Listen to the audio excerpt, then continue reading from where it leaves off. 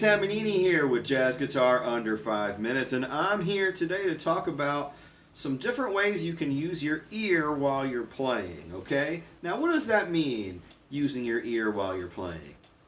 You know, does that mean like you're really listening hard, really trying hard to hear? Well, anytime you're straining to do anything, you're going to have a harder time picking up any musical concept, right? So let's talk about some real easy things that we can do and some tips that we can work on right now to apply that are going to really help educate our ear and become a better listener. Okay, so number one, the first thing when you're learning jazz guitar or any instrument and you're trying to use your ear, maybe you might be studying some pretty advanced concepts intermixed with what you're doing. And if you don't have 30, 40, 50 tunes under your belt that you know pretty well, you probably shouldn't be doing your George Russell or your Barry Harris or your George Harris and your Barry Russell, whatever you got, okay? You really want to just concentrate on playing tunes. There's so much information out there. Your ear can get paralyzed by overanalysis. So you want to be able to hear freely. So check it out. There are 3 pretty common chord progressions that you're going to be dealing with when it comes to jazz guitar and standards. Whoa, what happened to my volume? 2-5-1, right? That's number 1. A huge part, getting the roots under your belt in a couple different ways. You're dealing with cycle of 4th and 5th motion, right? That's 2/3 of the stuff you're going to deal with. The next chord progression you hear a lot is a 1-6-2-5, right? How often do we hear these kind of things together? Now, sure, it's a little bit, it does have a 2-5-1 in there, right? It has a 2-5, but it's not a long 2-5. It happens really quick. Usually this is a 2-bar chord progression. That happens a lot. How many times do you hear this, you know, in standards and all different kinds of keys? Then after that, the one that doesn't get talked about quite enough, and, you know, I was playing Body and Soul in the very beginning. A lot of people are put off by that song because it's in D flat, but it's a real easy chord progression.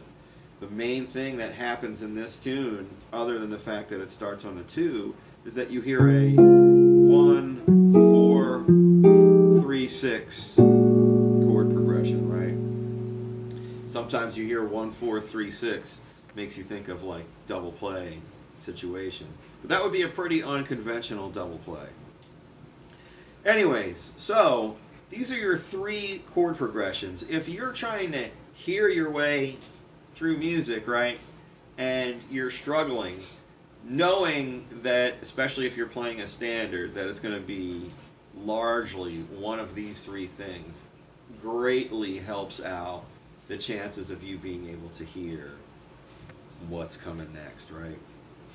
Now, another thing that I really like to do is if you were to just play, now if I'm in C, and I take my major scale like this, if I were just to use these as shell voicings, you hear 1 and the 5 to that. Now if I were to go my 2, I'm playing an A7, not in the key of C, but I really want to hear how this 7 goes to the 2. Same thing here. Right, that's E to the B7. Now I'm on F, C7 to F. This one's really important. G7 to D7. That's another super important chord progression, right? 5-5 to 5-1. Then another really important one is I have my A, which is my A minor, which is my natural minor, and we have that E7 to the A minor.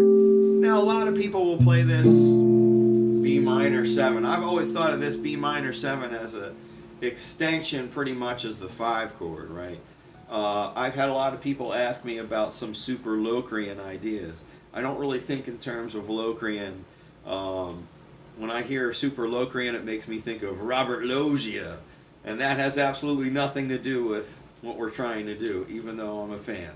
So I think of, if I'm playing this B minor 7 flat 5, I'm either thinking of it as an extension of a 5,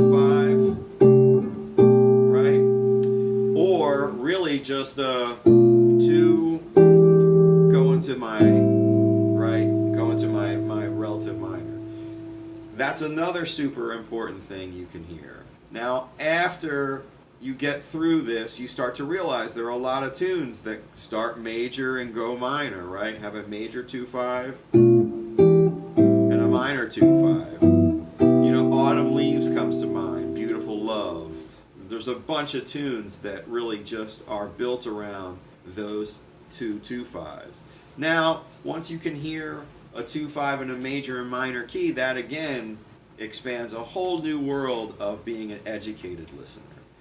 And going through a key cycle and hearing how a 5 chord can resolve that's not in, some would call them secondary dominants, would not hear it. You know, you kind of hear that, it almost sounds like the tune like It Could Happen to You, where you start on the 1 and it goes to the 5 and then it goes to the 2 and then the 5 of the 2 and it goes to the 3. So you're not reinventing the wheel. Once you see this and you hear this a bunch of times, your ear becomes educated. You don't have to have perfect pitch. You just sort of have to understand what's going to come next. Now, I played a tune, Body and Soul. This is a unique song.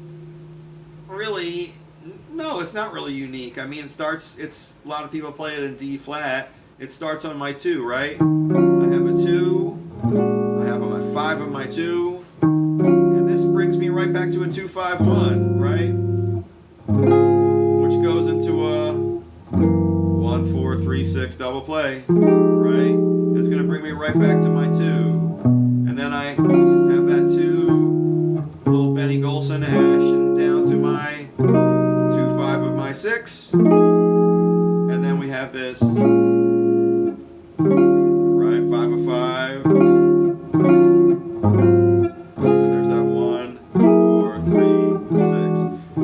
6. So if you're trying to hear songs chord to chord, that's a really, really tricky thing to do. It's a good start and you can get some good relationships that you can hear.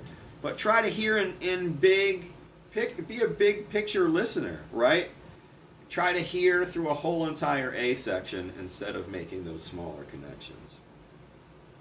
When you can hear those little 2-5 ideas, chances are you can expand them into bigger chord progressions, and then you're just saying like, oh, this song is just, you know, a 2-5-1 in the major, a 2-5-1 in the minor, a 1-4-3-6. You're not flying blind at that point. You just have a really good idea of what's going to happen next. At that point, your ear is educated and your hands and your brain will end up falling in line. So, all right, jazz guitar friends, don't forget to hit that like, share, subscribe button. I try to put up some new content every week. Keep swinging. Have a great week of guitar, and I'll be back. Bebop!